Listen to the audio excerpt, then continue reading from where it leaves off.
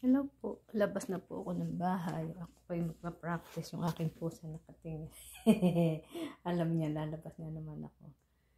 Hindi, kapag lumabas ka, Benis, tatakbo ka eh. Diba? Say hello. Alam niya yun. Yung ama niya tumatae. Malungkot siya. Kasi araw pa.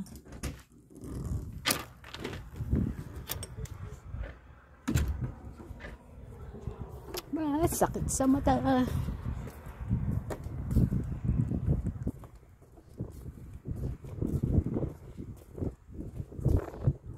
We want to try.